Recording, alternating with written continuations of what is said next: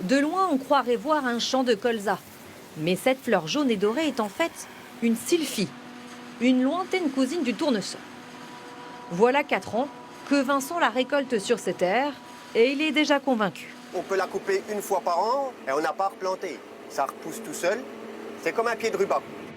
Contrairement au maïs, qu'il doit replanter tous les ans sur ses autres parcelles. Quand il faut semer les maïs, il faut labourer, il faut préparer la terre, il faut semer. Que là, on n'a rien à faire, qu'on n'a qu'à couper et à récolter. Encore confidentielle chez nous, elle est pourtant très connue en Allemagne. Quand ce négociant vosgien en entend parler il y a 5 ans, il n'a aucun mal à convaincre quelques agriculteurs de se lancer avec un argument massu, elle consomme beaucoup moins d'eau.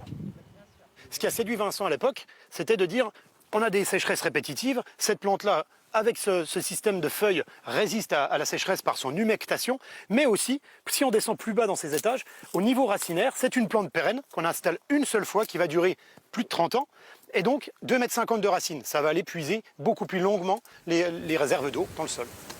Autre atout écologique, elle se passe entièrement de pesticides et devient en période de floraison un garde-manger pour les abeilles. Jusqu'à maintenant, la sylphie était destinée aux méthaniseurs pour fabriquer du gaz. Depuis quelques mois, Vincent lui a trouvé une autre vertu. Il y a du maïs, il y a de la céréale, du foin, un peu de soja, beaucoup moins depuis qu'on incorpore de la sylphie. On a fait des analyses et on s'est aperçu qu'il y avait beaucoup de protéines. On a été surpris du bon côté. Alors, du coup, on a donné aux vaches laitières. Aujourd'hui, on fait autant de lait avec beaucoup moins de soja. Et du coup, on a de la protéine qui est produite sur l'exploitation, qui nous revient beaucoup moins cher que de l'acheter. La sylphie suscite beaucoup d'espoir chez les agriculteurs. Seul frein à son développement, son coût. La première plantation est 2 fois plus chère que du maïs ou du blé. Mais l'investissement ne se fait qu'une fois tous les 30 ans.